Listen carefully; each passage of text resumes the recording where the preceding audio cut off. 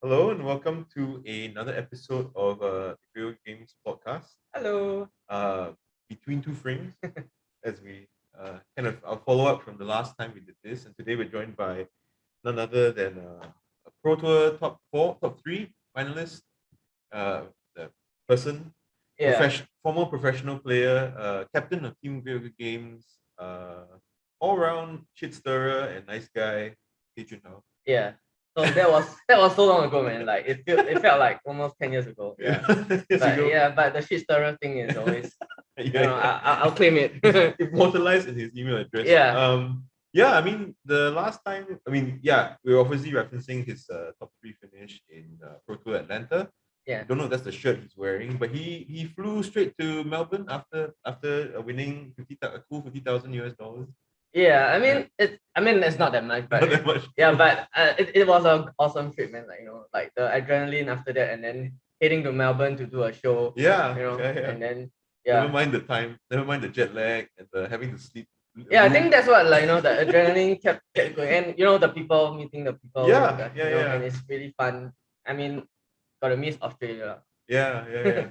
I think I remember a lot of people coming up to you at the booth and saying, "Hey, congratulations." Yeah, blah, that blah. was really nice. It's very fond memories. But yeah, but I hope the one day we'll have this pro play thing going again. Yeah.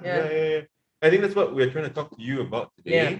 because we're used to listening to the podcast a lot and our thoughts hearing our thoughts about new releases and everything, but we don't actually talk a lot about the playing the new product.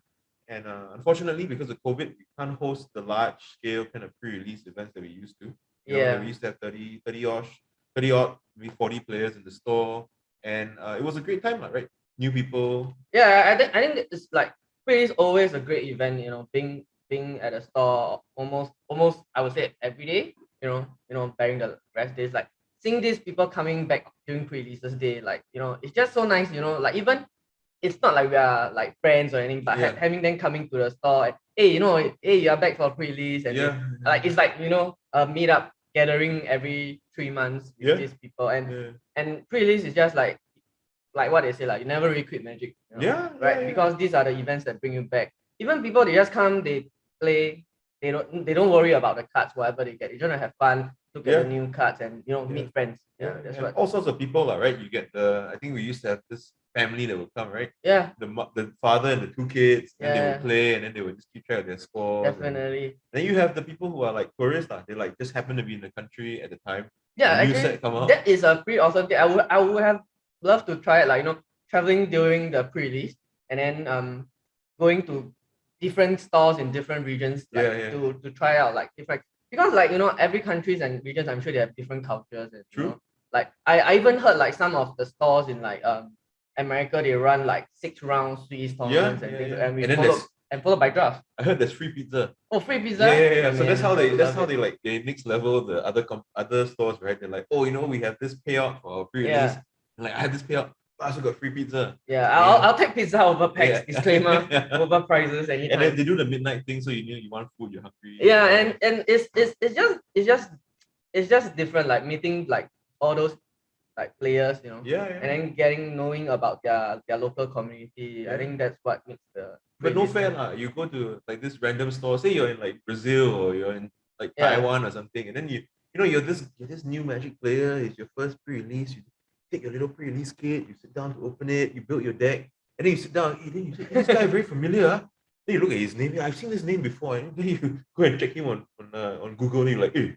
Yeah, I mean that's the whole fun of playing in these events, this kind of events, right? Because I still remember the first time, back when we first started playing, when I first started playing, like going to GP, the first the Grand Prix event in Kyoto, right? It was a team event, and then our final opponent was a Japanese Hall of Famer, right? And Akira Asahara. Yeah. Shu Komuro. And I don't know who's the other guy. Like, even till now, I'm very bad with names. But then again, the problem is the last round we can ID. ID is an intentional draw. Basically, you like shake hand and say, oh, we get a draw each lah, right? And then we will be in the money. But then I just thought like, hey, I told my team, hey, look at this. They like They're not very good. They don't look very good, and they look, So and they offered to draw, right? So I thought, maybe they are scared of us.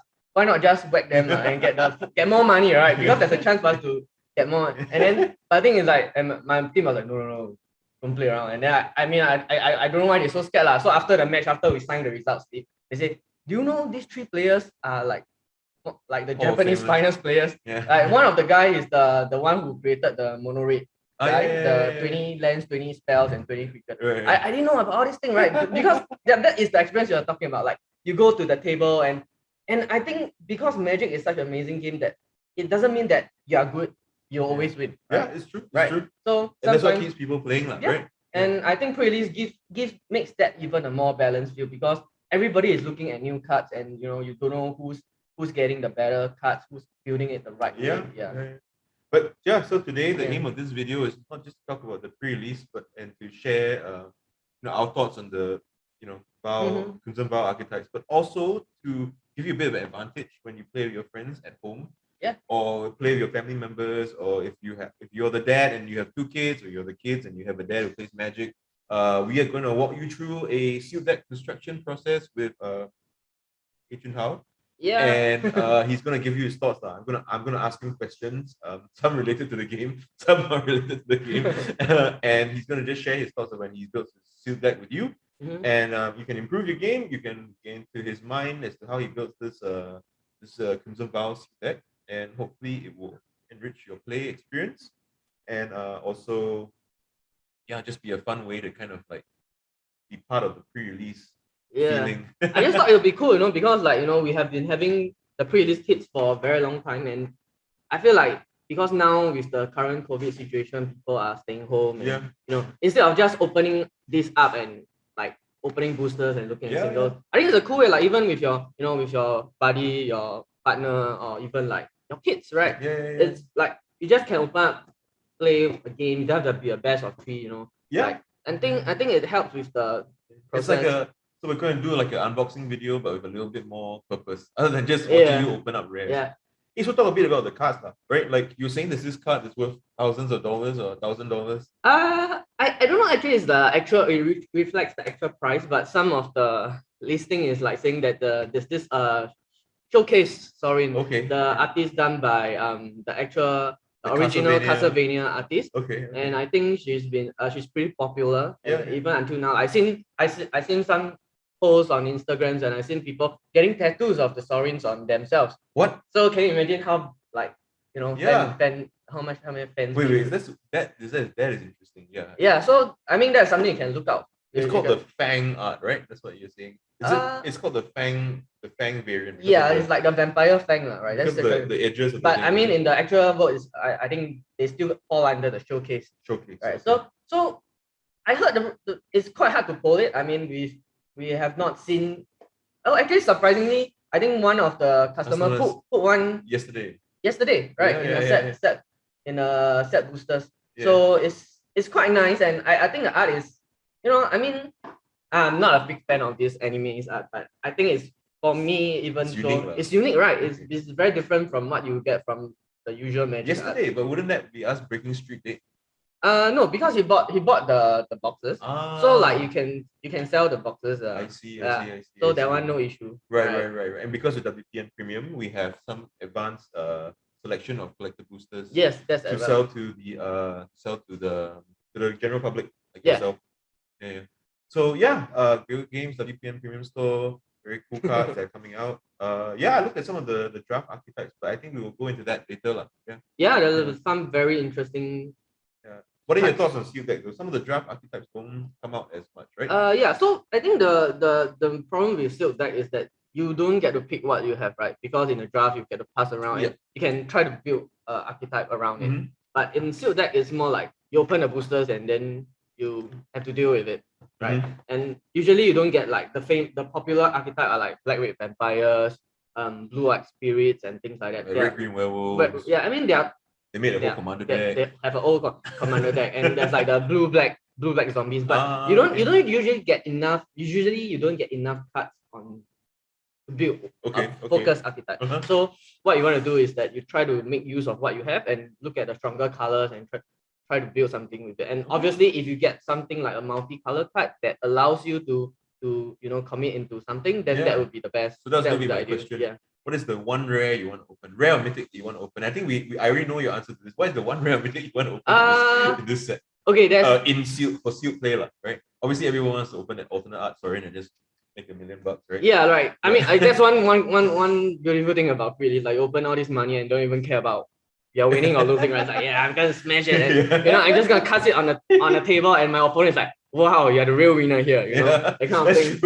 Yeah, I mean, I've heard that. Yeah, like back then, like we had all the masters pieces, and it's like, there's like deltas and Bloodstain Maya Expedition in one pool, this kind of thing. Yeah. I mean, you can. So what is your number one rare? I'll give you a hint. It's a 7 mana creature, and it kind of like comes in and wreck everything. Yeah. It's the super tight spot tyrant. And the big kraken, right? Okay, so basically what this card does, it comes into play, flash, right? And it can't be countered. And whenever you play a spell. Whenever you play an instance. An instant, okay. Yes. So not strictly tight spot. Yes. You can bounce a non-land permanent. Or a spell. Right. It's insane. That's insane. Can you imagine like you pass the turn with 8 open mana, and then your opponent is like attack with a 5/5 or like a 4/4, and then it's like, yes, 3 bits, and then you flash it in, and then you block his guy, and then you bounce something. The other guy. And then he's gonna go bonkers, man. Right. And it's I don't like, I think the most important thing is not in still obviously it's the flash factor, right? Yeah. But looking in constructed format, it can't be countered, it's gonna be huge. Yeah. Right? In a control mirror and things like that. And because once you untap with the amount of mana, it's gonna bounce. So how my logic in still most of the time is always, if this card is gonna be good in constructed, it is definitely gonna be something that I want to open in my sealed deck. Draft deck. That's a good way to judge your rares. Would you play in your commander deck? Might not be great for my sealed deck. Yeah, Would you play in your constructed deck?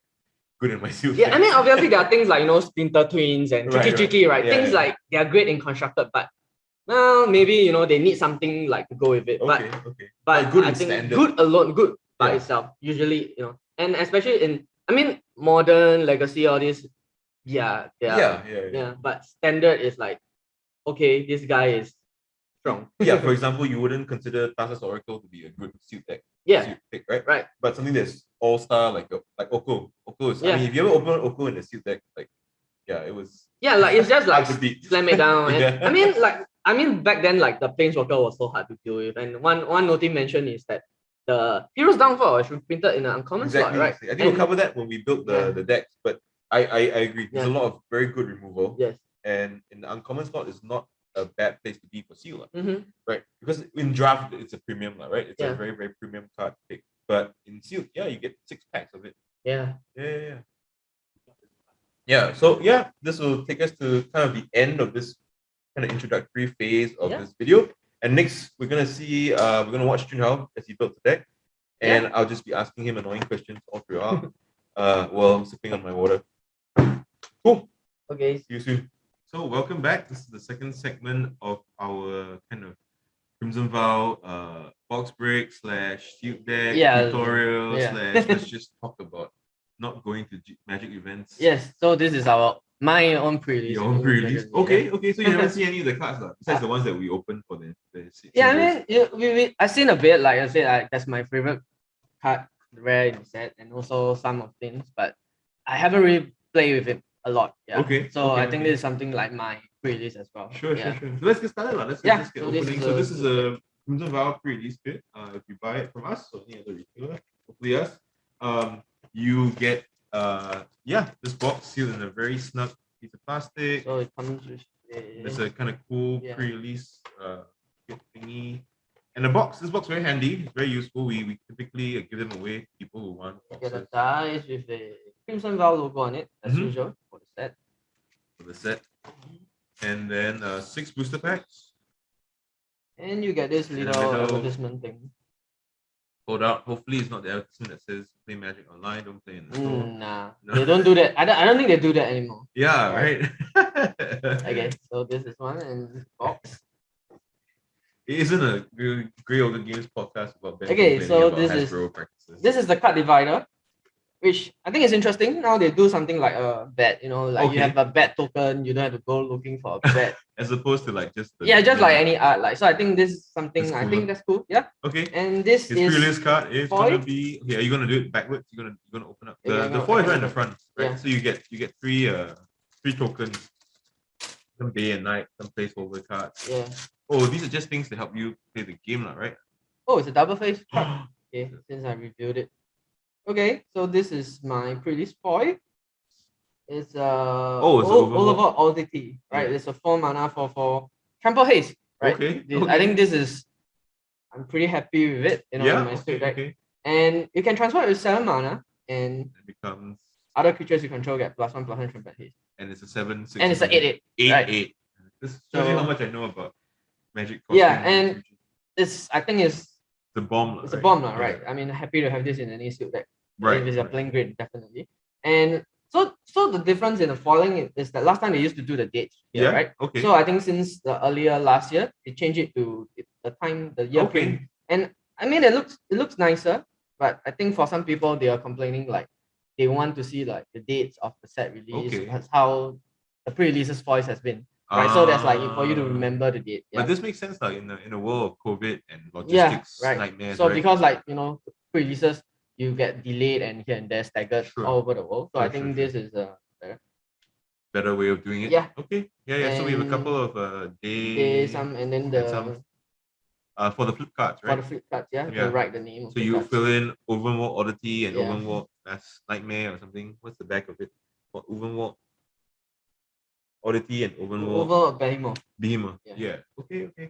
Cool. So looks like you are trying to be green. Yeah, hopefully, I mean, there are times you open something and you just. So what's your thought process if you open a pack? Sitting down was just making a video. If this was like a really competitive event where there's like a stricter time limit, when I get my packs, I will just straight away I'll split them out into the colors. Okay. And then I try not to look at the cards. Obviously, sometimes you get very cool cards and things like that. You get excited, but I think if that's what I usually do, I'll just lay them out. And, okay.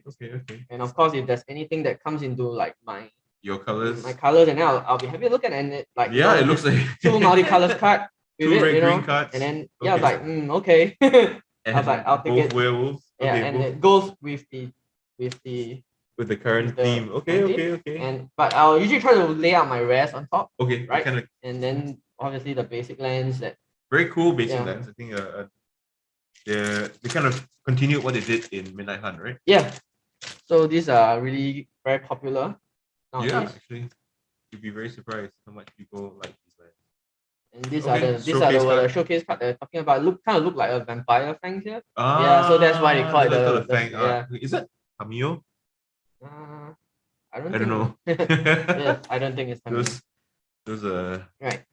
And wow, look, another. That's the same rare. It's the same rare, right? So. But in a different art. So this is the AA art, right? Yeah, it's the same card. Okay. And getting a foil is always a good bonus. Sure. And 2 packs in, looking very set on red green still. Although set. Set as in like you're definitely going there. Okay. Yeah. Okay. And just go on. So have you played a lot of this set? Not at all, right? Not on Magic Online. Not much. Okay, and there's something that's a welcoming vampire, not very welcoming. First non-color rare. I'll still put it out anyway. Sure. Yeah, and I think a lot of people are excited about this set because of how much fun they had playing the last Innistrad. Yes. Yeah. Did you draft a lot of the last Innistrad? No, this is 2 Innistrads ago already. Yeah, there was Shadows of Innistrad and the original Innistrad. Right. You must have played some Eldritch Moon and some. Yeah, I think those are pretty popular back then as well. Like I think the vampire and the werewolf teams are usually very popular with the players. Right. Yeah, and like it brings these players back into the game. Okay. Yeah. So another. Why do you think that is? Is it just a bunch of like Twilight fans or like? I don't think it's just like Twilight fans, but but it's like I think in general like.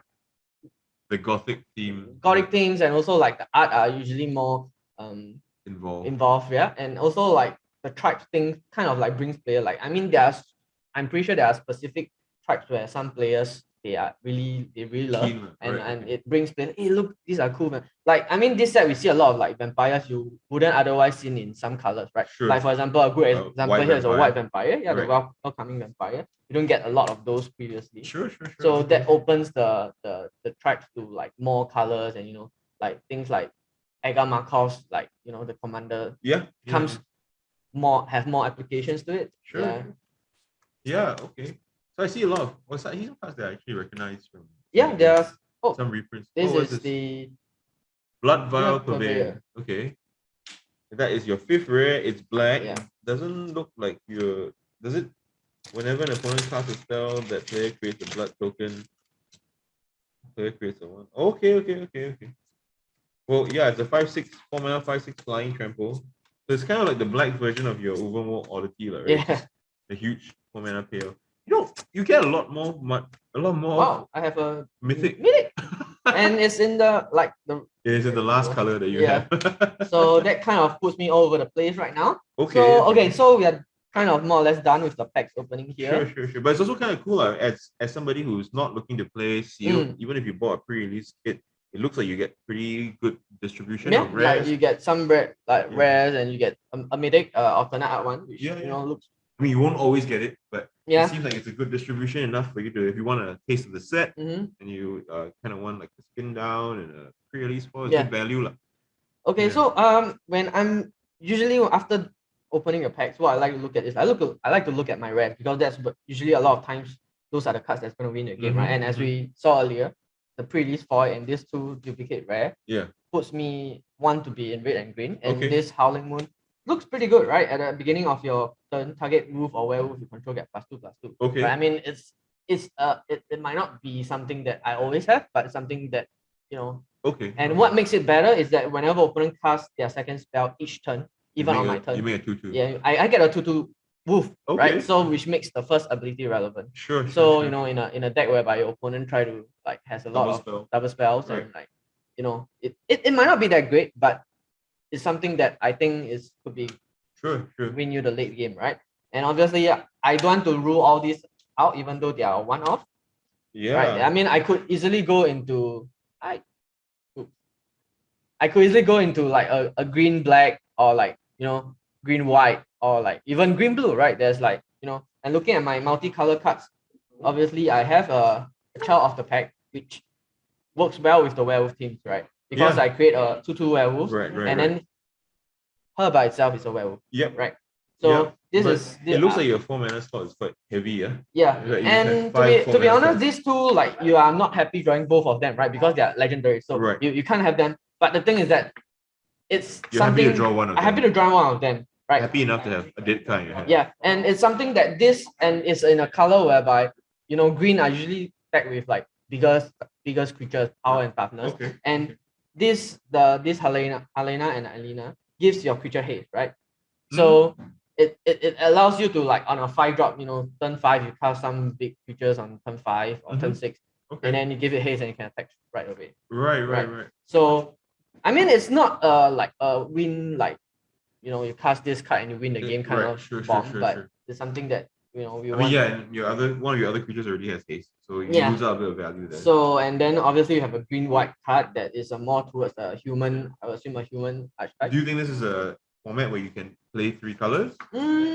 I think it is possible. Like if there's something like, say, if I want to splash like a really good removal spell, like that's something that I'm lacking. And generally, I don't recommend splashing a third color in a format whereby it's aggressive. Right. I wouldn't say aggressive, but it's more like this. It's not like a wedge color set. It's more like a dual color set, right? Right? So, and I mean, you do have things like evolving mounts over here that allows you to find your basic lands and things like that. But it is something that you would end up getting stuck in your hand a lot of times. And sometimes especially if you're I mean, you're definitely not gonna splash this on I'm not trying to play Jan on a red green deck here because of the double black, right? Yeah. And obviously there are some artifacts that maybe like the Honored Heirlooms, where it allows you to add any color, right? The filter. And also Okay. a relevant ability, right? Exile target card where you know this set where the blue black mechanics allows you to mill things and come back from the graveyard. So this is something that you know you want to take note of, and like you know if a possibility of you know like you said playing a third color. I wouldn't rule that out, but chances are you want to keep that aside, right? Yeah. And but we always you know just put it aside for in any case, right? So so the next step is we want to look at the common and uncommons, and what we want to do is that take out those playables one from the unplayable one, right? So that's usually my next step, right? And I'll look at this as like you know if even if it's like just slightly playable, I will still keep it in because those can be the fillers, right? My 22nd or my 23rd card. Right. Yeah.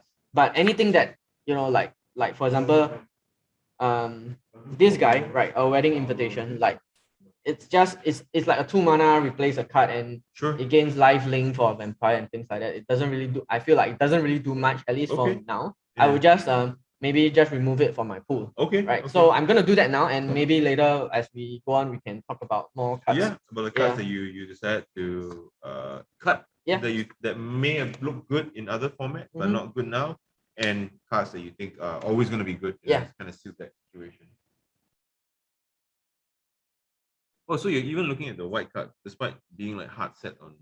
Yes, I don't think there's a hard set on red and green. Like I said, like if because you know like if you get something like even in black, let's say if you open 2 or 3 heroes down 4, right? That might be something that I might go into black green, right? Because like I said, the Helena and Lena is not something that I feel like straight away wins me the game. Right. But they're just creatures. So the green really puts me into it is these 2 cards, right? Oliver with the D and playing with the heart. Of course, like the chart of the pack goes well with this. Yeah, but other than that, like I don't think it's like hard fix. So I would like to look at the options that I have, and then from there I'll access it. Valorous Stance. Oh, that's a reprint. Yeah, this from Fate Reforged. Yeah. It's a very pretty good powerful card. Yeah. Okay. So yeah, this is part of the process, right? If you see powerful commons and uncommons, sometimes that outweighs any of the rares that you have, right? And as a kind of tip to those of you out there, just don't get married to the rares, right? Don't be because you open a 4 mana 5/5 trample haste. Sounds really good. Don't get stuck into that, right? So every card in that power is playable. I think it is. Could be playable. At least I mean, like I said, this is a like my pre-release, right? So they're trying to find out what. Oh my word! Okay. So there's a lot of good white cards. Yeah. That's a cute thing. Yeah. Cradle of Safety, right? So I think it's a pretty. I saw this card like yesterday, and I think it's a pretty powerful card. Like you know, in a. I mean, you don't want to play multiples of it, but having one can put your opponent off, right? You know, They play it around. Play around it, and the moment your opponents run into it once or twice, they will have to there's this thing in their mind that okay, these are what I need to look out for, and leaving out that 2 open mana might put their opponent off. Right. Yeah. And it plays well into the other flash threats that blue has.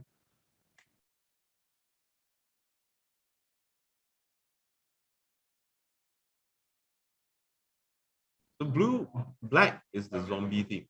It's a zombie and a vampire, theme. So you can go either way, right? Black white is typically the vampire color, and blue black is the zombie color. From what I remember. Yeah. Okay, so I think this is one of the comments that I think I really like because it is very flexible, right? Versatile, right? It's like a dead weight at its best.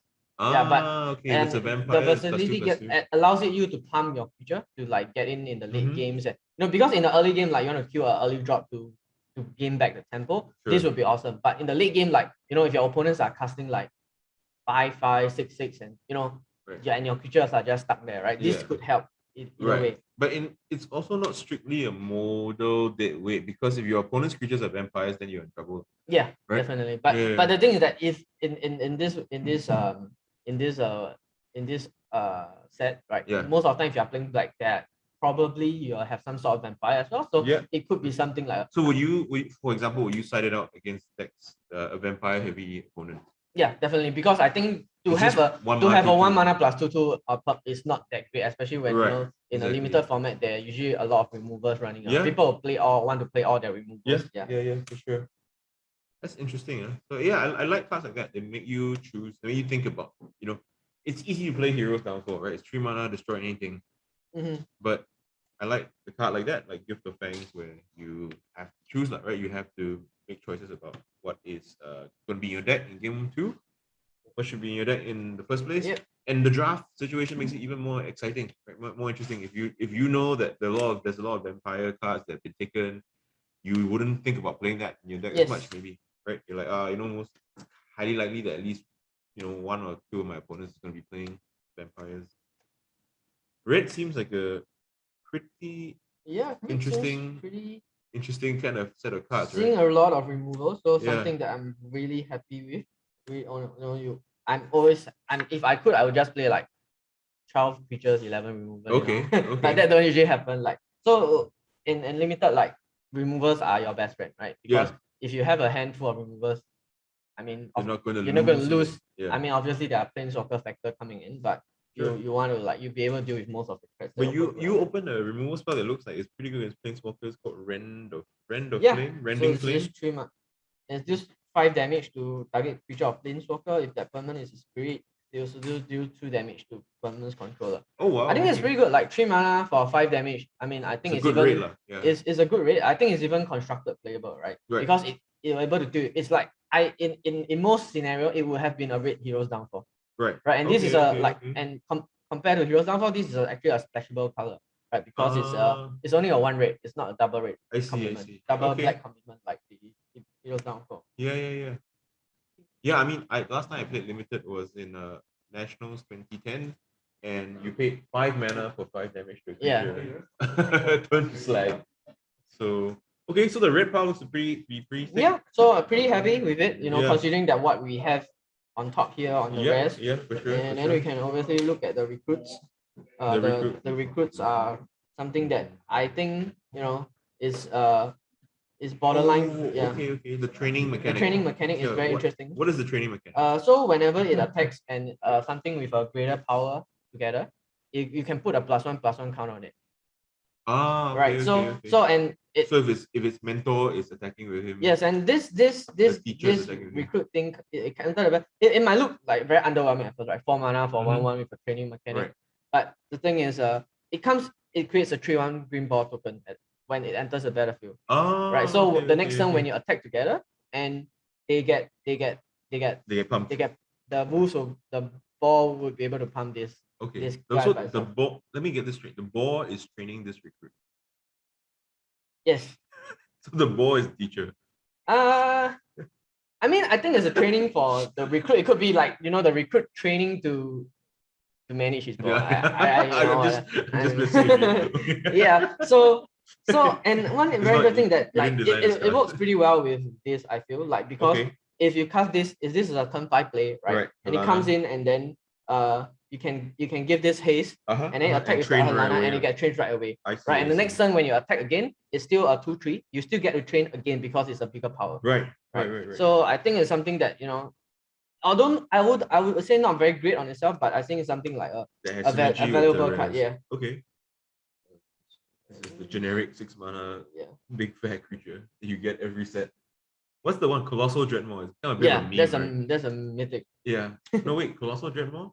You know the meme is like they started in Ixalan where they put this one the 6 mana 6/6 trample. Yeah. I actually love that card, man. I don't know why people make a meme out of it. Like I always have, like, I was playing quite regularly back then, and I was always happy to have 1 or 2 Colossal Dreadmaw in my 6 drop. Right. It's like something that you go to the late game after trading all your resources, and then you slam this, and then your opponent will go like, how am I supposed to do with this? And it closes out the game, right? Because it's trample, you can't like block it with a 1/1 or 2/2 and then hope you draw, like, buy you time.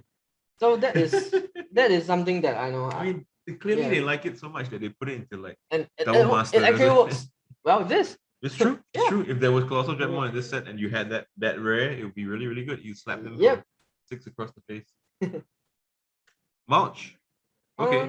So this is one of the archetypes that it's a reprint from not just Innistrad but also from Stronghold, I believe. Yeah. Right. And it's one of the most popular draft archetypes of all time. The self-mill draft archetype. But I think in Silk it's gonna be a bit much harder. That's true. Yeah, because you don't get a lot of things that you don't get value from things coming back from the graveyard. I mean, you still have like I think we have seen some that. So that's a good, interesting thing to talk about as well, right? The difference between a draft archetype that you can achieve because you have 8 players with 3 packs each, pulling cards, and cards that are undervalued because not everyone's gonna play Mulch in sealed, and not everyone's gonna play Mulch in draft. Especially in draft, because you're gonna get this in a late, like last few picks, and you'll be happy to get it. But it will make your deck because your whole point is to put. It's the engine of your deck. Yeah. And this is our preview card. Yeah. Thanks, Wizards, for giving us a comment. Yeah, I think we're gonna. Probably. Yeah, if you could see my face right now. Okay, so. Okay, I'm not too excited about Nature's Embrace. Okay. Yeah. So. Pretty happy with red and green, so I think I'm gonna start with. Okay. What are the things that made you kind of happy with red and green? I think I've seen a lot of like pretty much the removals that are.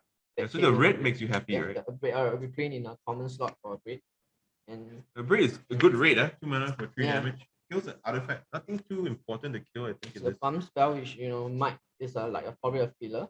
Right. And this is something that I think is great for our deck because right. But I mean, like you said, this is like against a heavy vampire deck. You might sideboard this out. Right. Yeah. Okay.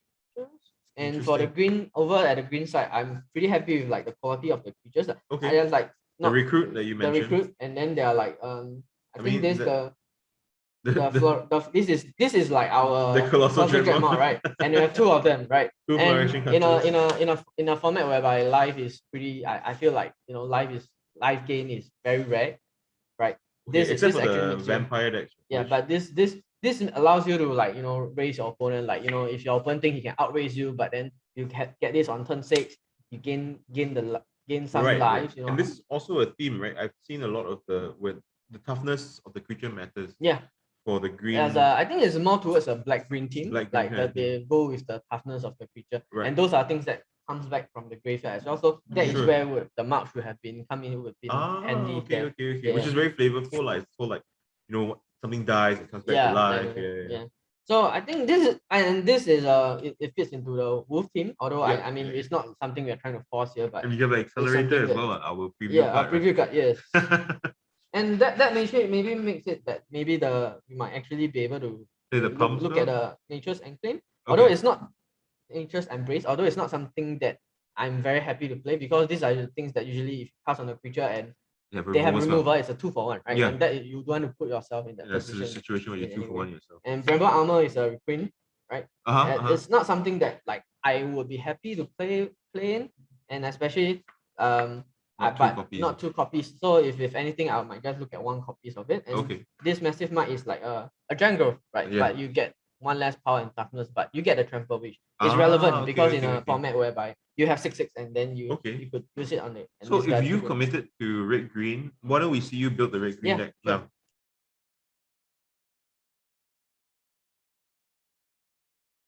So the next step is usually what I do is I'll put out your curve, my curve, and then I like to put up obviously the rare first. Having the 4 drops. The 4 slot is so jam packed, man. Yeah. And usually things that I'm thinking of, I'll try to put it aside and then. Would you always play Evolving Wall?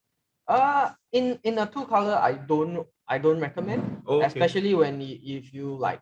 If you want to be on curve. Yeah, I want to be on a curve, right? And it's so bad. Like you see, you have all the good 4 drops, and if our 4th lane has to be the Evolving Wall, then it feels kind of bad. So and it's probably not gonna make the deck, but I'm just gonna leave it here just in case, right? Okay. Also, this makes our training guy better, right? A cloak cadet. So it has training by itself, but whenever one or more +1/+1 counter I put on 1 or more humans I control, I draw a card, right? That's synergy with your. That's synergy with rare? the. Is the rare put +1/+1 counters or just give it +1/+1? No, just give it +1/+1 counter on another creature.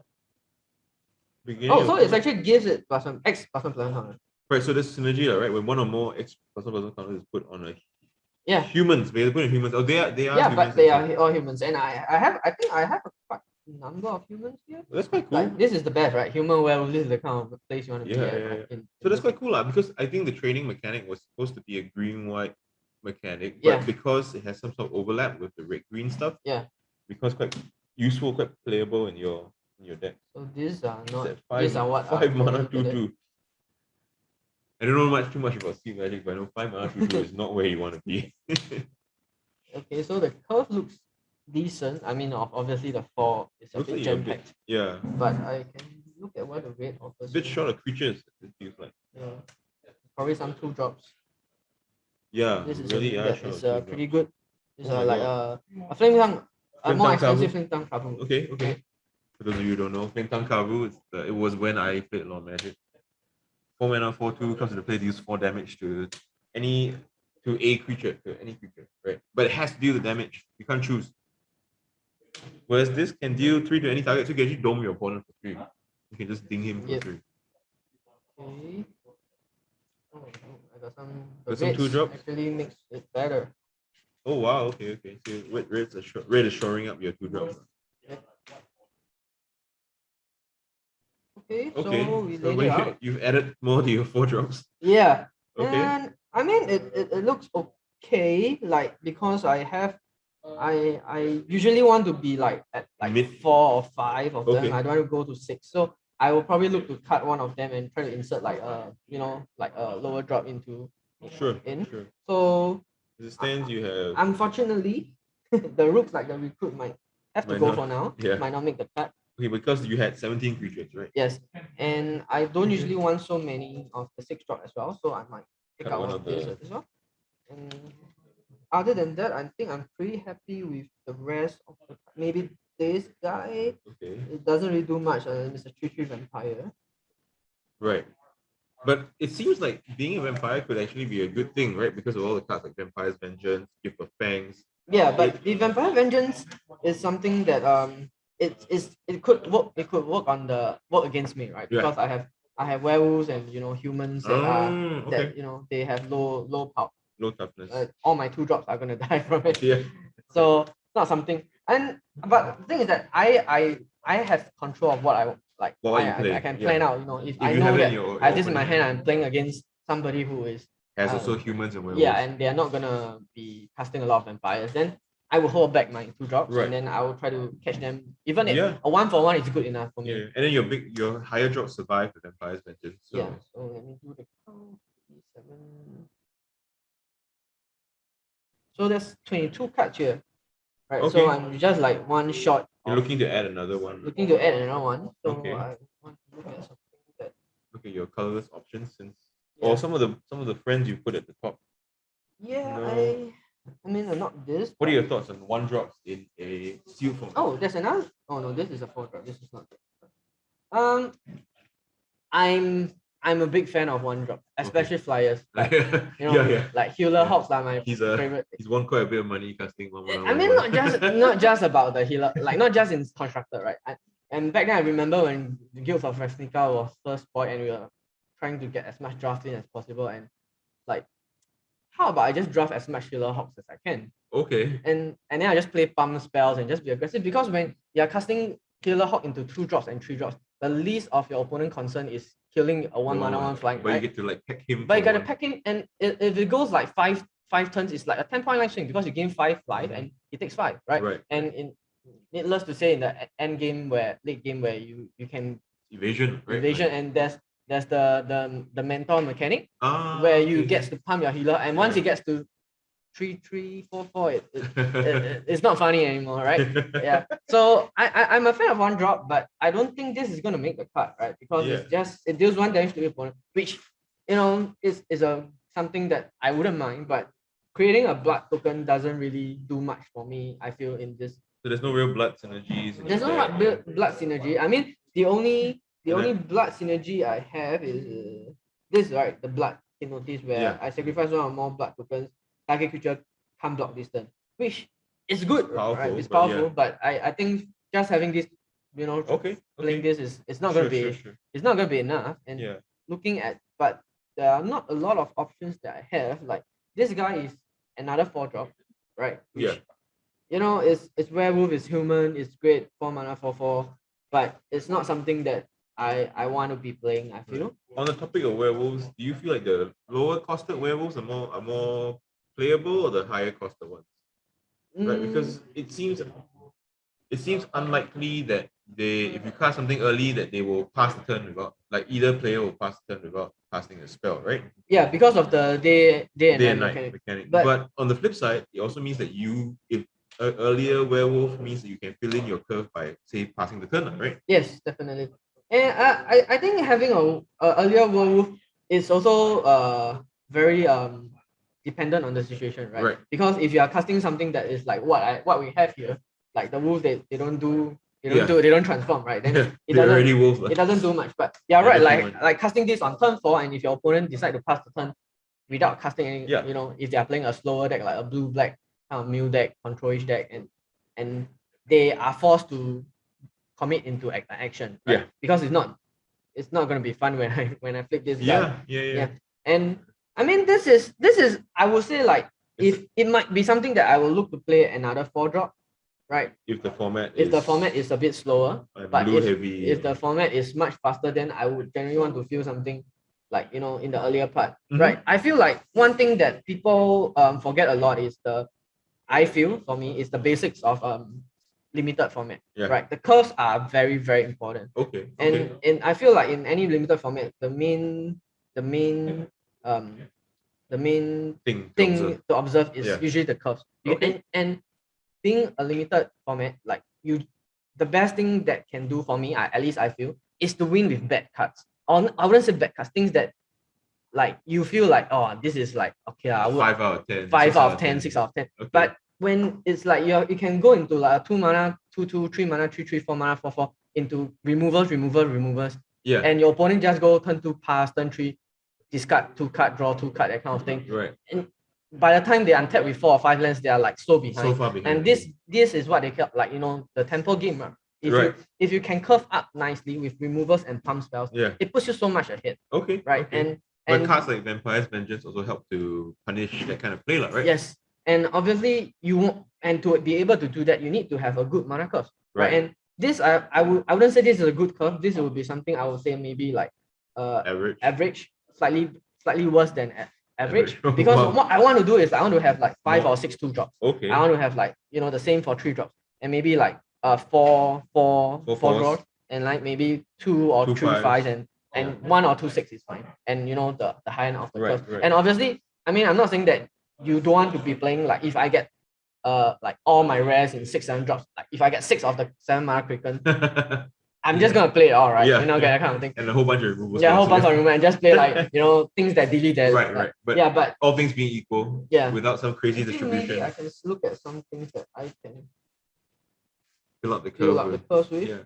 So that's interesting, right? So at this stage in the deck building, you go back to the cards that you passed on. Yeah. Because some of the value of the cards don't lie in their innate strength. They lie in the fact that they fill a spot in your curve that you needed to fill. Okay, but obviously when you talk about filling the curve, you're talking about spells, creatures and not spells, right? You wouldn't play a Mulch in a two slot. I think Mulch is possible, right?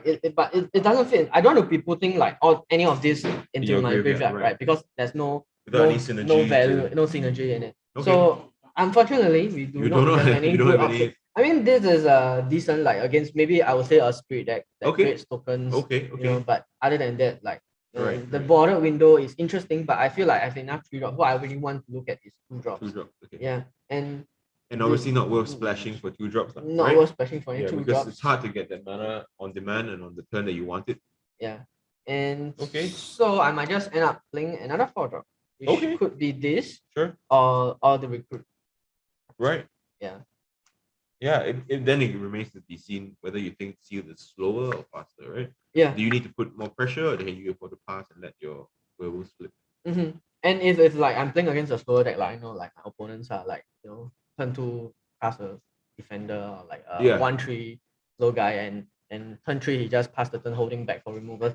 And I think like turn 4 play, like forcing him to red would be good. And if it's a removal heavy deck, then I think the recruit would be a much better play, because it's like you know, you get 2 bodies for 1. I see. Yeah. Okay. Yeah, that makes a lot of sense.